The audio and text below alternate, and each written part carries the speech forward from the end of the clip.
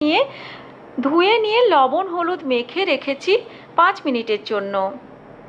চিংড়ি মাছ রান্না করে নেওয়ার জন্য একটা কড়াইয়ের মধ্যে আমি 3.5 টেবিল চামচ সর্ষের তেল গরম করেছি। 2টো তেজপাতা, হাফ টিস্পুন গোটা জিরে, দারচিনি স্টিক, 3টে এলাচ, 3টে লবঙ্গ আর কয়েকটা গোলমরিচের দানা ফোড়ন হিসেবে দিয়ে দিলাম। ফোড়নটাকে হালকা ভাজা করে নেব।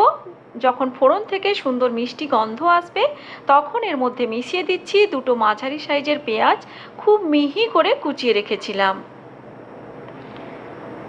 হালকা সোনালি রং করে পেঁয়াজকে প্রথমে ভেজে নেব। প্রায় 4 থেকে 5 মিনিট মিডিয়াম ফ্লেমে পেঁয়াজকে খুব ভালো করে ভাজা ভাজা করে নিচ্ছি। দেখতেই পাচ্ছেন পেঁয়াজের কালারটা এখন বেশ সুন্দর চেঞ্জ হয়ে গেছে। এবার আমি এর মধ্যে দিয়ে দিচ্ছি 1.5 টিস্পুন আদা রসুনের পেস্ট।